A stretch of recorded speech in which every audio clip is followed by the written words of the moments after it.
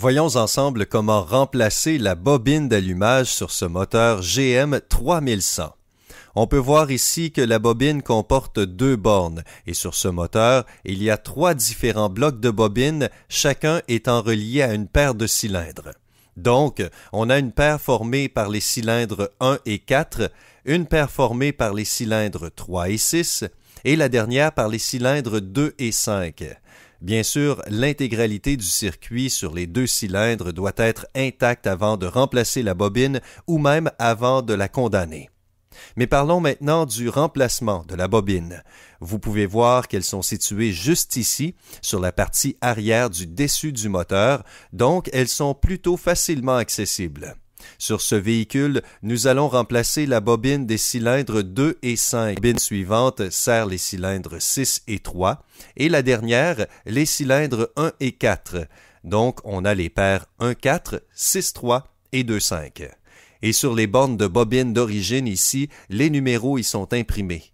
Je vais donc débrancher les câbles d'allumage ici, mais afin de prévenir toute confusion au moment de les rebrancher, je prends un marqueur et j'indique le numéro de cylindre sur chaque câble. Ainsi, il n'y aura aucune confusion possible au moment du rebranchement. Donc, on débranche les deux câbles d'allumage, puis, au moyen de ma clé à cliquet d'1/4 de pouce et d'une douille de 5,5 mm, j'enlève les deux boulons de fixation ici. Vous pouvez voir en regardant la bobine qu'il y en a un sur le dessus et l'autre au bas. Il suffit de les déboulonner pour retirer la bobine. Pour accéder à celui du bas, il faut parfois tâter avec la main, mais c'est le seul boulon à cet endroit. Il n'y a aucun truc spécial, aucune douille universelle, aucun mouvement de torsion ou autre. C'est très simple. Une fois que vous sentez le boulon sous vos doigts, il suffit de l'insérer dans la douille et de dévisser. Bon, une fois que les deux boulons sont enlevés, on peut enlever la bobine. On la prend délicatement pour la retirer en douceur.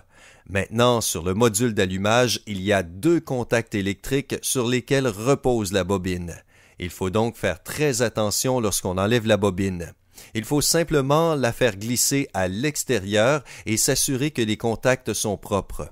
Évidemment, la bobine neuve est munie d'un petit protecteur isolant en caoutchouc qui s'installe directement sur le module d'allumage.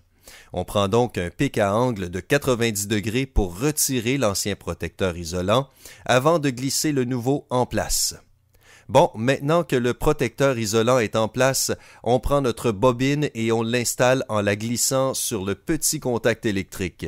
Ensuite, on remet les boulons en commençant par les serrer à la main pour ensuite terminer avec la clé à cliquet.